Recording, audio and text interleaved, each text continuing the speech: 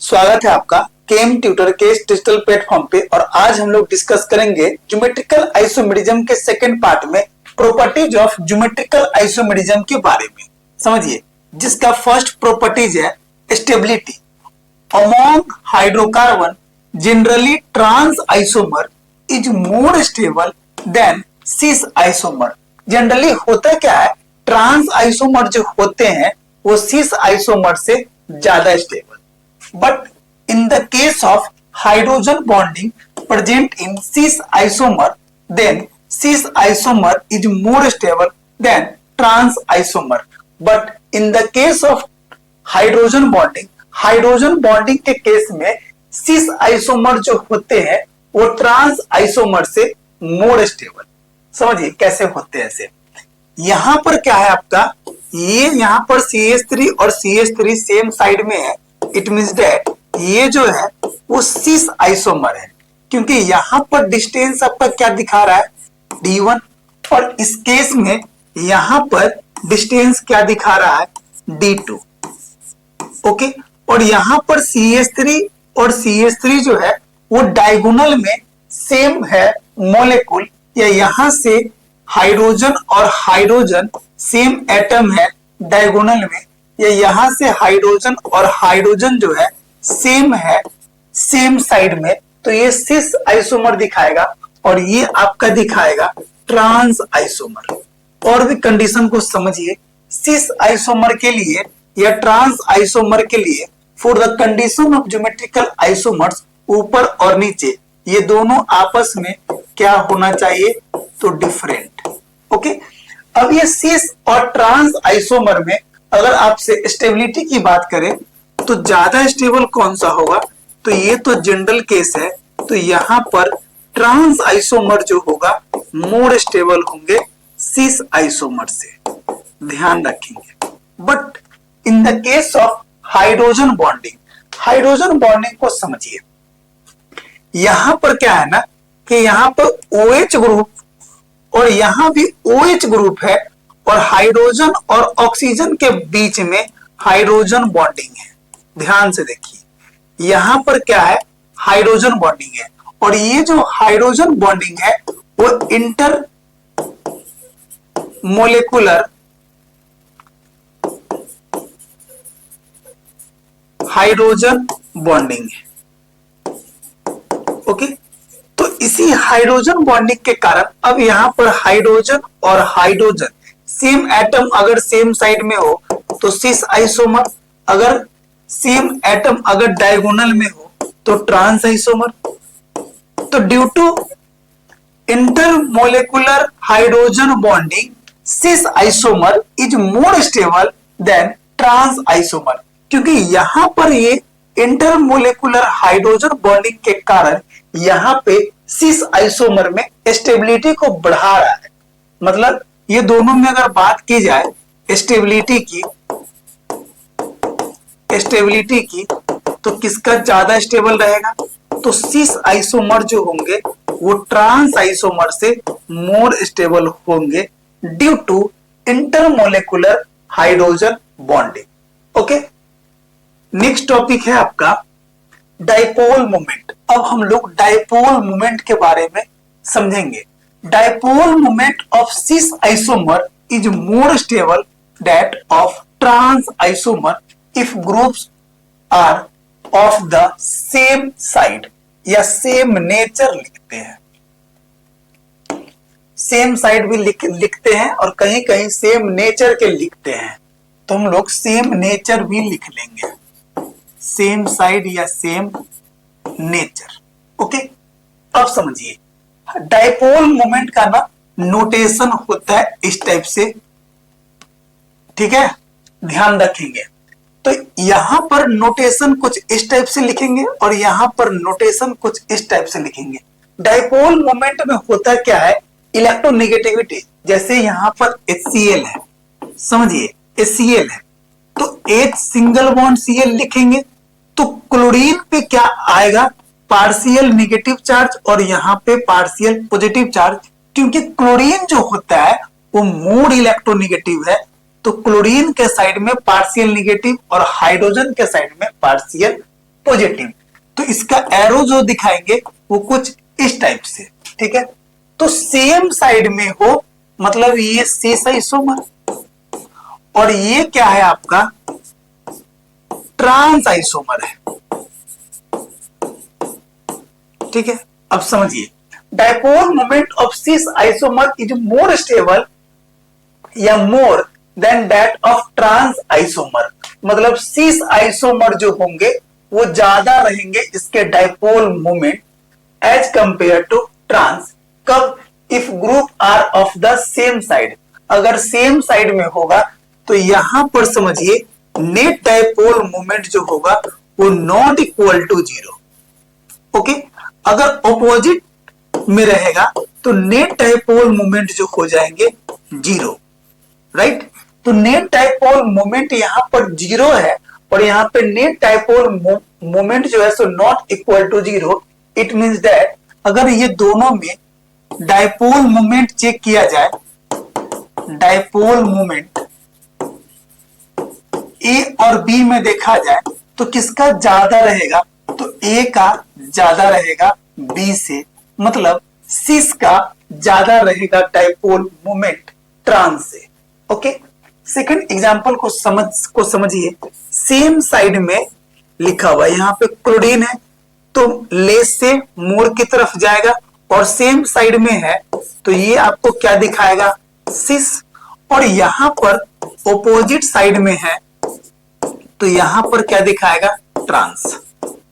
Okay, अब जब opposite side में है तो इसके लिए नेट डायपोल मोमेंट का वैल्यू जो होगा इक्वल टू जीरो और यहां पर नेट डायपोल मोमेंट जो होगा वो not equal to zero.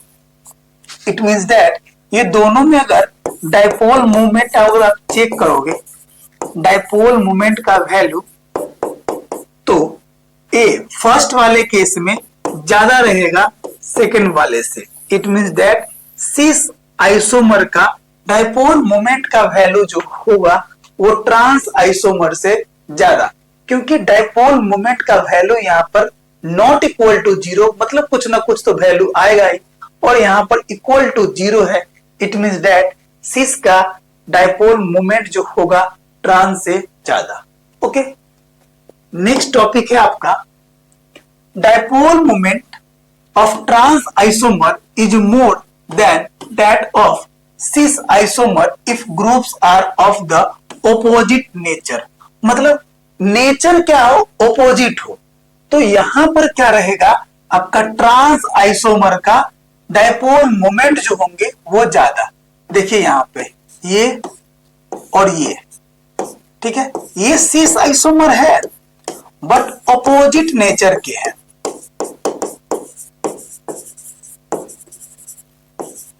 Okay, यहां पर क्या है? ये भी क्या है आपका ऑपोजिट नेचर के हैं, ठीक है, ऑपोजिट नेचर के हैं। और ये आइसोमर जो है वो आपका ट्रांस आइसोमर है। तो ट्रांस आइसोमर में ऑपोजिट नेचर है और यहां पर सिस आइसोमर में ऑपोजिट नेचर है। तो जब भी ऑपोजिट नेचर हो तो इस केस में ट्रांस आइसोमर का डायपोल मोमेंट जो होगा वो ज्यादा किससे? सिस आइसोमर से। तो यहां पर डायपोल मोमेंट का वैल्यू अगर चेक किया जाए, डायपोल मोमेंट का वैल्यू चेक किया जाए तो किसका ज्यादा रहेगा? ट्रांस का। किससे रहेगा? तो सिस से, मतलब सेकेंड का ज्यादा रहेगा आपका फर्स्ट से। ओके, नेक्स्ट है आपका dipole moment of di substituted benzene. अब समझिए, बेंजीन में अगर सेम नेचर के एटम या ग्रुप लगा रहे या डिफरेंट टाइप के एटम या ग्रुप लगा रहे तो उस केस में डायपोल मोमेंट का वैल्यू क्या बनता है? समझिए, case number first, if both groups are of the same nature, मतलब डाई सब्स्टिट्यूटेड बेंजीन जो है अगर इसमें सेम नेचर के एटम या ग्रुप लग जाए तो उसके लिए डायपोल मोमेंट का वैल्यू क्या रहेगा? या डिफरेंट नेचर के एटम या ग्रुप लग जाए तो उसके लिए डायपोल मोमेंट का वैल्यू क्या रहेगा? समझिए, जिसमें फर्स्ट केस है अगर दोनों का दोनों क्या हो, डोनर हो और दोनों आपस में डिफरेंट हो। ठीक है, अगर दोनों का दोनों क्या हो, एक्सेप्टर हो और दोनों आपस में क्या हो, डिफरेंट हो, तो समझिए डाइपोल मोमेंट जो होते हैं एक वेक्टर क्वांटिटी है और वेक्टर क्वांटिटी का सम जो निकालते हैं वो निकालते हैं रिजल्टेंट के फॉर्मूला से, और रिजल्टेंट का फॉर्मूला जो होता है रूट अंडर म्यू1 का स्क्वायर प्लस म्यू2 का square plus 2 mu into mu cos theta. क्योंकि ये फर्स्ट है ये सेकेंड है तो इसके लिए डाइपोल मोमेंट जो लिए हैं वो म्यू1 लिए हैं और इसके लिए म्यू2 लिए हैं, तो डाइपोल मोमेंट जो आएगा रूट अंडर म्यू1 का स्क्वायर प्लस म्यू2 का square plus 2 mu into mu cos theta. ठीक है, जस्ट लाइक इसके लिए भी आगे समझिए, as cos theta increases, sorry, as theta increases cos theta decreases. अगर थीटा का वैल्यू 30, 60 और 90 ले लिया जाए तो यहां पर cos 30 का वैल्यू क्या रहेगा बताइए। साइन देखिए यहां पर साइन 30 1/2 तो cos 60 1/2, साइन 60 रूट 3/2 तो cos 60, तो यहां पे cos 30 रहेगा, cos 30 रहेगा यहां पर रूट 3/2, इस टाइप से। आगे समझिए, अब यहां पर एक वैल्यू को निकाल देते हैं। अब यहां पे थीटा 30 है तो cos थीटा का वैल्यू cos 30 क्या रहेगा आपका, तो रूट 3/2। अब यहां पे cos 60 ले रहे हैं, cos 60 तो cos 60 क्या रहेगा 1/2, तो यहां पर 1.732/2 और यहां पर 1/2। इट मींस दैट जब थीटा का वैल्यू इंक्रीज कर रहे हैं तो cos थीटा का वैल्यू क्या हो रहा है, डिक्रीज।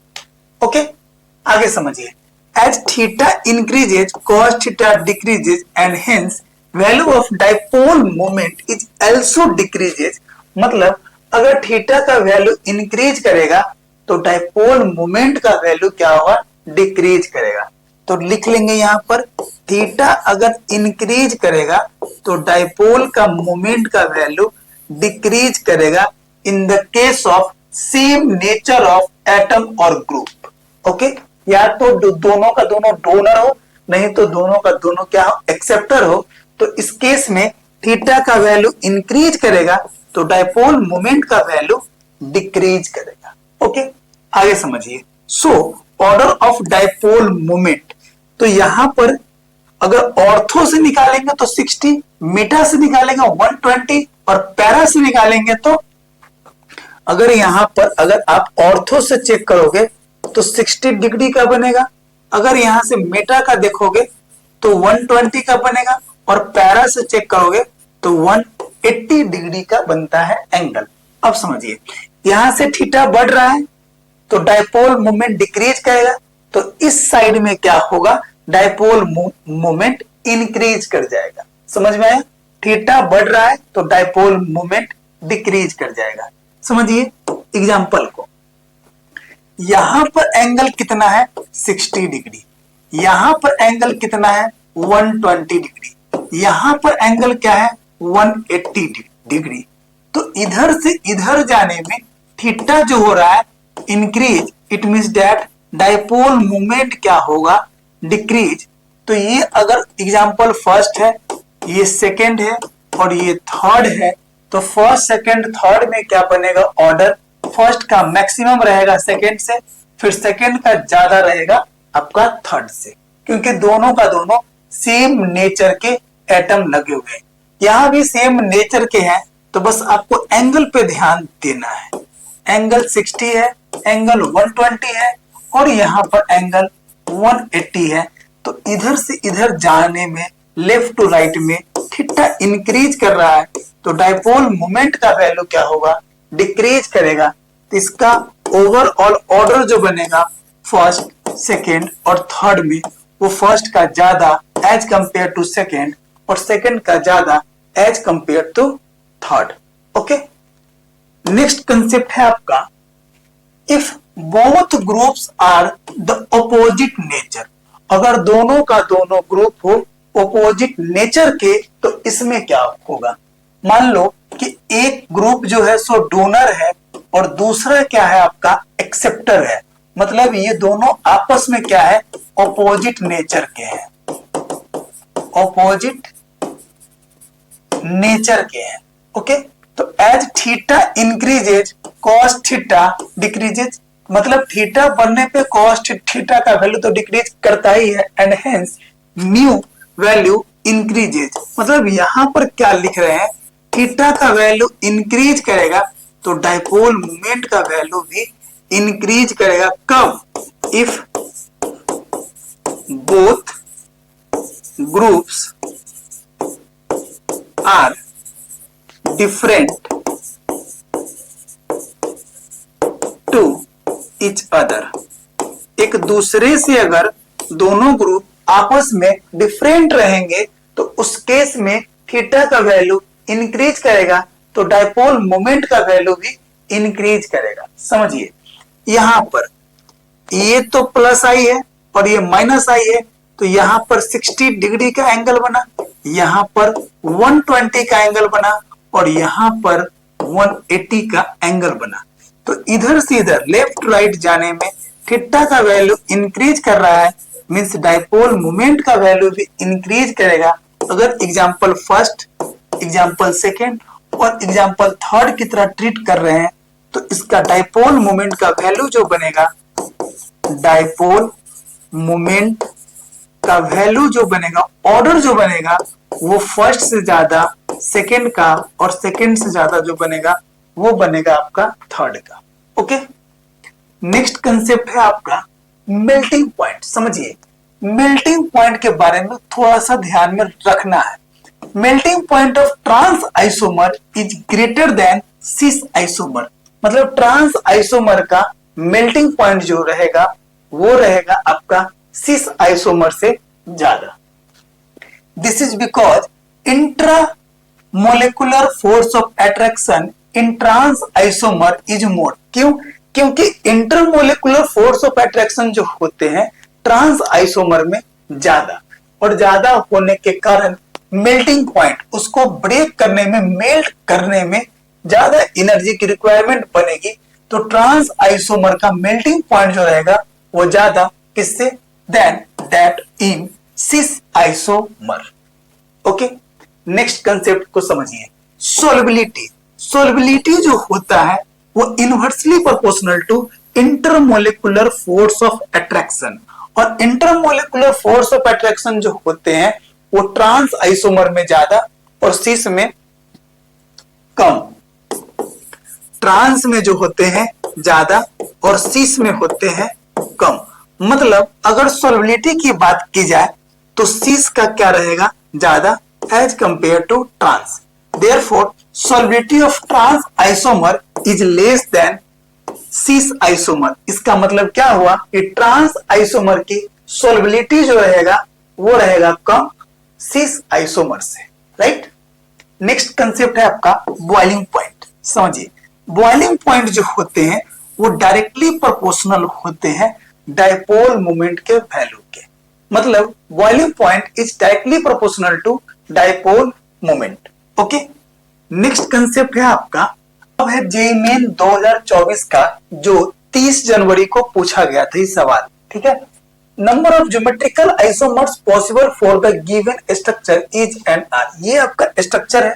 समझिए कैसे निकालेंगे नंबर ऑफ ज्योमेट्रिकल आइसोमर्स। सबसे पहले तो क्या करेंगे, मिडिल वाले को चेक कर लेंगे। यहां पर सी डबल बॉन्ड सी, यहां पर ये ऐसे है। अब ये ऊपर में एक ग्रुप, तो ये गया ऐसे, फिर गया ऐसे, फिर गया ऐसे, ये रहा डबल बॉन्ड, ये रहा सिंगल बॉन्ड। यहां पर आपका ड्यूटेरियम है और यहां पर आपका हाइड्रोजन है, कुछ इस टाइप से, ठीक है। एक ग्रुप जो है एक यहां पर ऐसे गया, फिर ऐसे गया, फिर ऐसे गया, ये डबल बॉन्ड गया, यहां पर आपका हाइड्रोजन है, यहां पर आपका हाइड्रोजन है और यहां पर आपका ड्यूटेरियम है, कुछ इस टाइप से, राइट। यहां पर कुछ नहीं है तो हाइड्रोजन है, ठीक है, यहां पर कुछ नहीं है तो हाइड्रोजन है। अब यहां पर आपका कार्बन है, यहां भी कार्बन है, हाइड्रोजन है और यहां पर आपका मिथाइल है, ठीक है। अब यहां पर ये कार्बन, फिर यहां पे कार्बन, यहां पे कार्बन, यहां पे carbon, double bond carbon, double bond carbon, deuterium, deuterium, hydrogen, hydrogen, hydrogen, sorry, यहां पर क्या होगा CH3 और यहां भी क्या है आपका CH3, ठीक है। अब ये जो है दो ग्रुप, यहां एक ग्रुप जो है और यहां एक ग्रुप जो है, वो दोनों ग्रुप क्या है आपका सेम है, ये दोनों आपस में क्या है सेम ग्रुप है। आपको पता होना चाहिए ज्योमेट्रिकल आइसोमर्स का कंडीशन, अगर C डबल बॉन्ड C है, यहां पर H है, नहीं तो आप यहां पर X लिख लो, X है, यहां Y है, यहां A है, यहां A है, जब ये दोनों आपस में सेम होते हैं तो ये ज्योमेट्रिकल आइसोमेरिज्म शो नहीं करता है। इसका मतलब इस डबल बॉन्ड के रिगार्डिंग ज्योमेट्रिकल आइसोमेरिज्म तो शो करेगा ही नहीं, ठीक है। आगे समझिए, अब ज्योमेट्रिकल आइसोमर्स यहां पर शो करेगा, ठीक। अब यहां पे टर्मिनल क्या है, टर्मिनल क्या है, डिफरेंट है, ठीक है। और नंबर ऑफ डबल बॉन्ड जिसको हम लिखते हैं N से, वो है आपका 2। तो टर्मिनल अगर डिफरेंट हो और पोलिन सिस्टम हो, मतलब number of double bond more than 2 हो, 2 से मोर देन 2 हो, तो इस केस में नंबर ऑफ ज्योमेट्रिकल आइसोमेरिज्म का फॉर्मूला जो बनता है 2 to the power n, where n equal to number of double bond.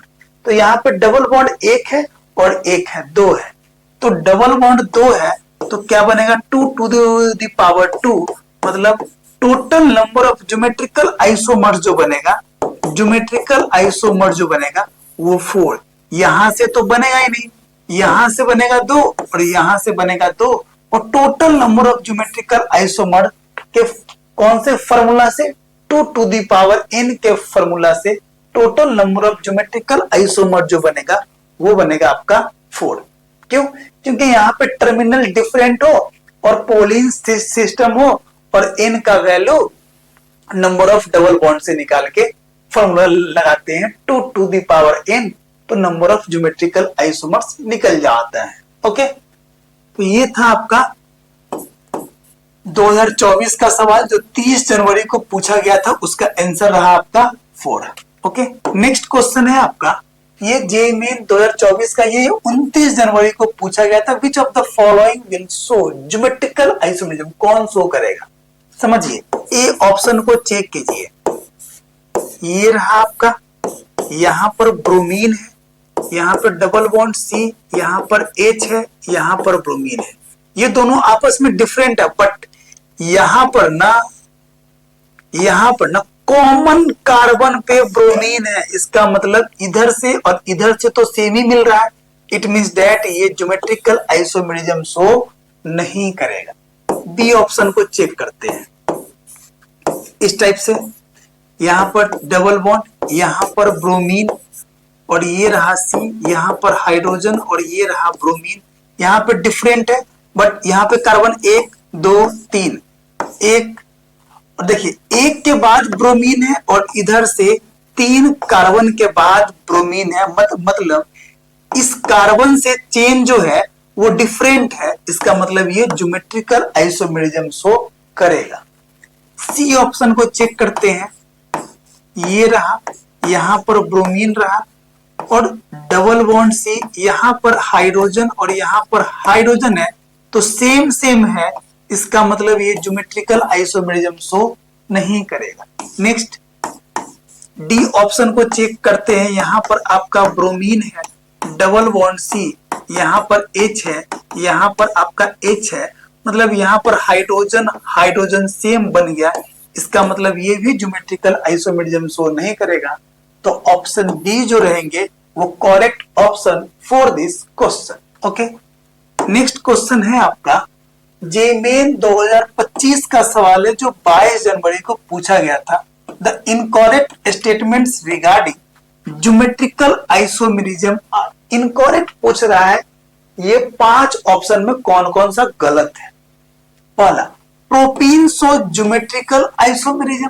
Propene CH3 single bond CH double bond CH2, ये प्रोपीन रहा। प्रोपीन को चेक कर लो आप, C डबल बॉन्ड C, यहाँ पर हाइड्रोजन है, यहाँ पे हाइड्रोजन है, यहाँ पे हाइड्रोजन है और यहाँ पर CH3। डबल बॉन्ड के एक ही कार्बन पे अगर दो दो सेम ग्रुप या एटम हो तो ये ज्योमेट्रिकल आइसोमेरिज्म शो नहीं करता है। मतलब ऑप्शन ए जो है वो आपका रॉन्ग है। तो सी में बी और डी है तो ए नहीं है, इसका मतलब गलत है।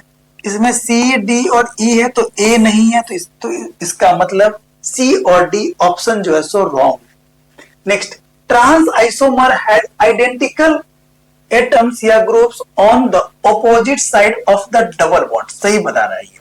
ट्रांस आइसोमर में क्या होते हैं, यहां पर और यहां पर ये दोनों ऑपोजिट में सेम एटम या ग्रुप प्रेजेंट होते हैं तो ये ट्रांस आइसोमर कहलाएंगे। तो इसका मतलब बी ऑप्शन जो है वो सही है। ओके, तो बी सही है। इसका मतलब ए डी ई नहीं, इसमें भी नहीं है, इसमें भी नहीं है, तो अभी तक ये दोनों सही है। Cis butene has higher dipole moment than trans butene। अब cis डाइपोल मोमेंट, यहां पर ब्यूटूइन है,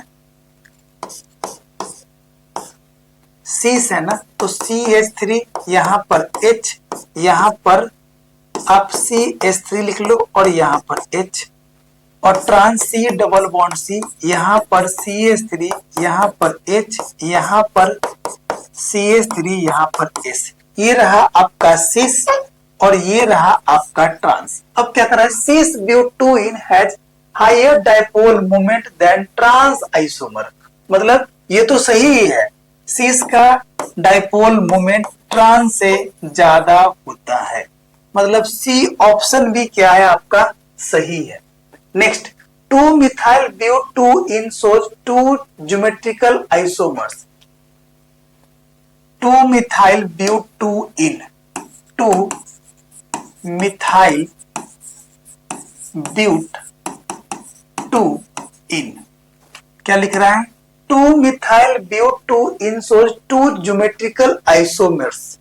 समझिए, ब्यूट है 1 2 3 4, 2 पे मिथाइल है तो यहां पर CH3 है, डबल बॉन्ड इन है, यहां पर CH3, यहां पर H और यहां पर CH3। अब कैसे बनाएंगे, तो C डबल बॉन्ड C, ऊपर में यहां पर CH3 लिखेंगे, यहां भी CH3 लिखेंगे, यहां पर H लिखेंगे और यहां पर CH3। अब एटम या ग्रुप एक ही कार्बन पे ऊपर और नीचे सेम आ जाए, इसका मतलब वो ज्योमेट्रिकल आइसोमेरिज्म तो शो करेगा नहीं। 2 कहां से करेगा, जब ये ज्योमेट्रिकल शो करेगा नहीं तो इसका मतलब क्या, ऑप्शन सी, ऑप्शन डी जो रहेगा वो आपका रॉन्ग ऑप्शन है। इसका मतलब ए ऑप्शन तो होगा नहीं क्योंकि इसमें डी दिया नहीं है। ठीक है, तो ए और डी गलत है। अब ई को चेक करेंगे, trans isomer has lower melting point. समझिए, मेल्टिंग पॉइंट जो चेक करते हैं, मेल्टिंग पॉइंट वो जो होता है वो ट्रांस का ज्यादा होता है सिस से। अब ये ऑप्शन में क्या लिखा हुआ है, trans isomer has lower melting point, नहीं हायर होता है। इसका मतलब ऑप्शन ई जो है वो रॉन्ग है। It means that option B is correct, क्योंकि इसमें ए भी रॉन्ग है, डी भी रॉन्ग है, ई भी रॉन्ग है और आपसे इनकरेक्ट स्टेटमेंट ही पूछ रखा है। तो ऑप्शन जो बनेगा वो बी जो बनेगा वो करेक्ट। और ये जेईई 2025 का सवाल है, 22 जनवरी को, इसी साल का सवाल है। ओके, नेक्स्ट क्वेश्चन है आपका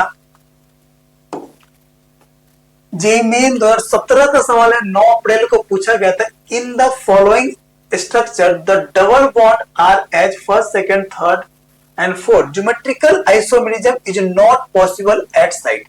ये चारों साइट में कहां पे ज्योमेट्रिकल आइसोमेरिज्म पॉसिबल नहीं है वो चेक करना है। चेक कीजिए, यहां पर यहां पर डबल बॉन्ड है, यहां पर CH3 है, यहां पर CH3 है, यहां पर हाइड्रोजन है, तो यहां पर तो शो करेगा ही नहीं, क्योंकि यहां पर दोनों क्या आ गया आपका आइडेंटिकल, और एक ही कार्बन के साथ अगर आइडेंटिकल एटम या ग्रुप हो तो ज्योमेट्रिकल आइसोमेरिज्म शो करेगा ही नहीं, तो फर्स्ट नंबर तो करेगा ही नहीं। ओके, अब यहां सेकंड को चेक करते हैं, यहां पर कुछ नहीं है तो हाइड्रोजन है, यहां पर ये वाला ग्रुप है, यहां पर हाइड्रोजन है। अब समझिए, इधर आपका ये वाला ग्रुप है और इधर ये वाला ग्रुप है, इधर आपका हाइड्रोजन है, यहां पर आपका CH3 है, यहां पर आपका CH3 है। इसका मतलब ये तो करेगा ही करेगा। यहां पर आपका ये CH3 है और यहां पर ये आपका CH3 है और ये आपका CH2 और CH3 है, तो ये भी कर जाएगा, क्योंकि ये वाला चेंज करेगा, सिस ट्रांस बन जाएगा, कर जाएगा। यहां पर सिस ट्रांस बन जाएगा, चेंज करेगा, बन जाएगा। और यहां पर भी नहीं करेगा, सेकंड वाले केस में करेगा ही नहीं, और जो कि सेकंड वाला ऑप्शन दे नहीं रखा है। अगर यहाँ पे हाइड्रोजन रहे, अगर यहाँ पर CH3 यहाँ पे हाइड्रोजन है और इधर ये वाला ग्रुप है, इधर इस टाइप का ग्रुप है, तो ये ज्योमेट्रिकल आइसोमेरिज्म शो करेगा नहीं। इसका मतलब एक और ऑप्शन जो बनेगा फर्स्ट एंड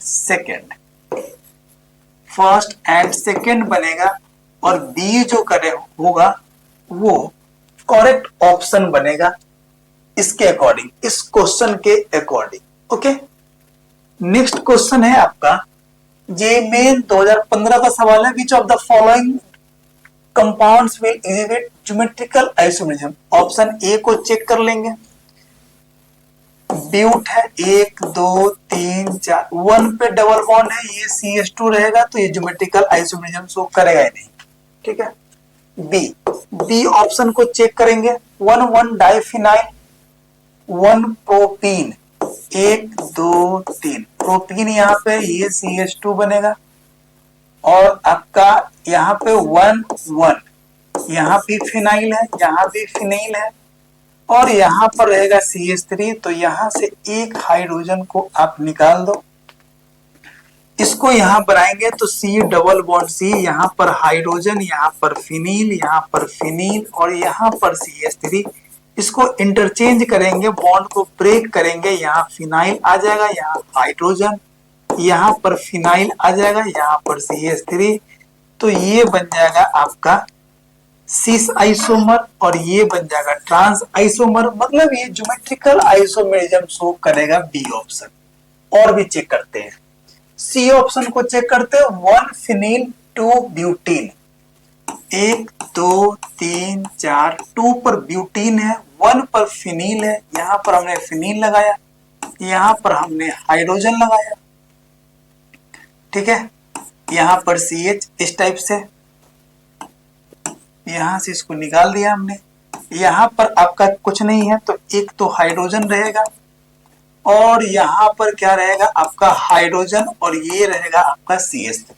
सही है, अब इसको बना लो आप, C डबल बॉन्ड C, यहाँ पर H, यहाँ पर H, यहाँ पर CH2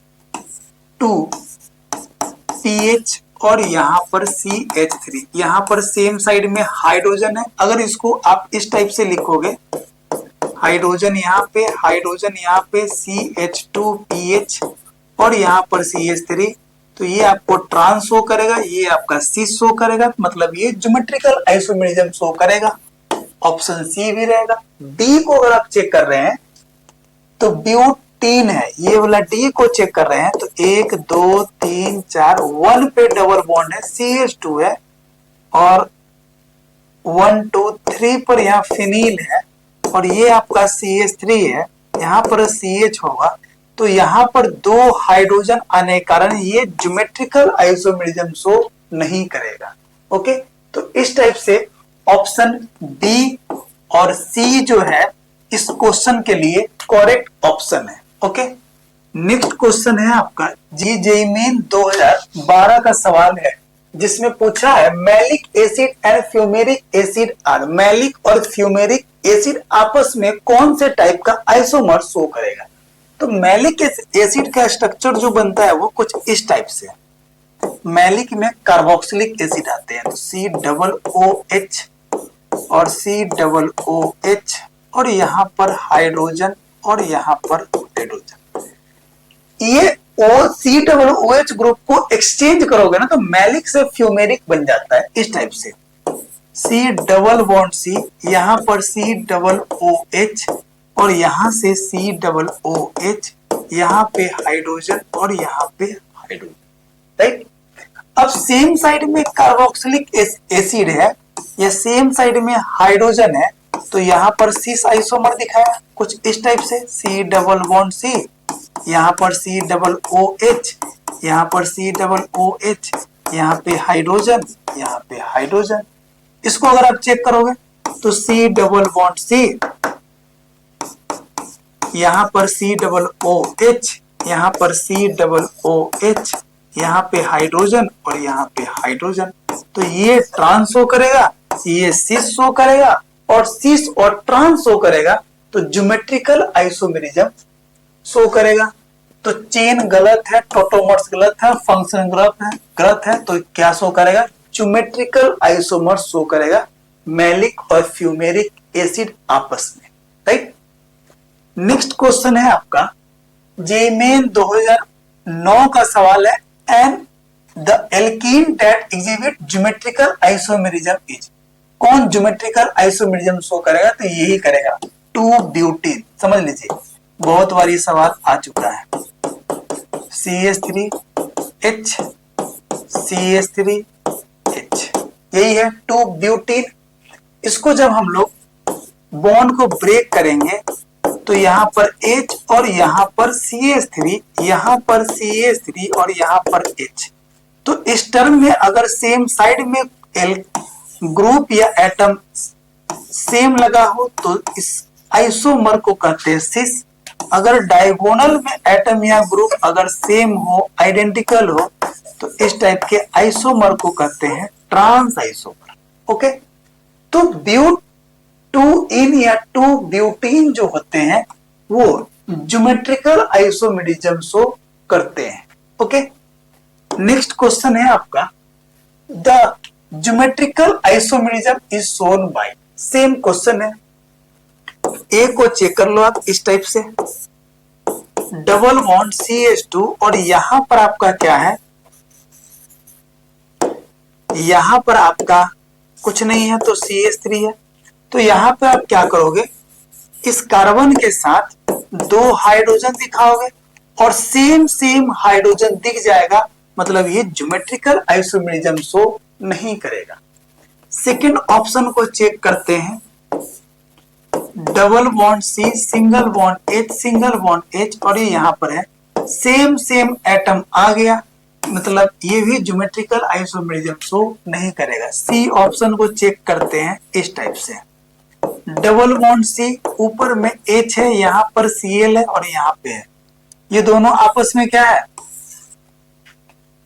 डिफरेंट है, बट एक कार्बन दो कार्बन, ये 2 कार्बन के बाद एक ग्रुप है, इधर से भी 2 कार्बन के बाद एक ग्रुप है, मतलब ये आइडेंटिकल है, यहां से इस कार्बन से ये आइडेंटिकल है, ये वाला ग्रुप जो है सो आइडेंटिकल है, मतलब डिस्टेंस इक्वल है, डिस्टेंस डिफरेंस नहीं है, मतलब ये भी ज्योमेट्रिकल आइसोमेरिज्म शो नहीं करेगा। अब डी ऑप्शन को चेक कर लो इस टाइप से,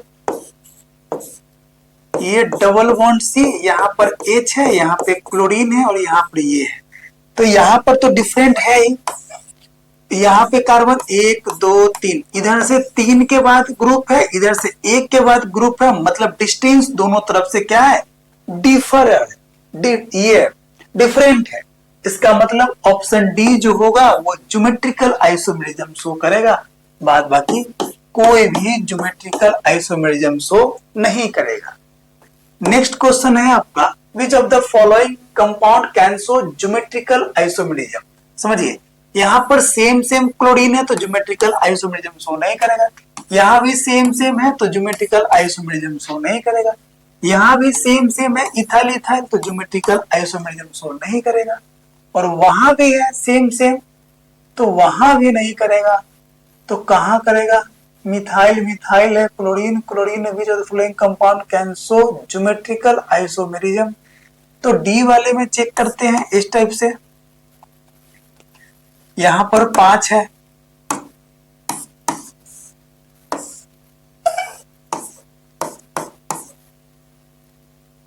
यहाँ पर CH3 है, यहाँ पर CH3 है, इसमें थोड़ा सा कहीं ना कहीं तो मिसप्रिंट है, इसके कारण ये सवाल नहीं बन रहा। ये भी गलत है, ये भी नहीं बनेगा, इसमें थोड़ा सा कहीं पे मिसप्रिंट है लिखने में। आप यहाँ पे करो क्या, आप यहाँ पे क्या करो,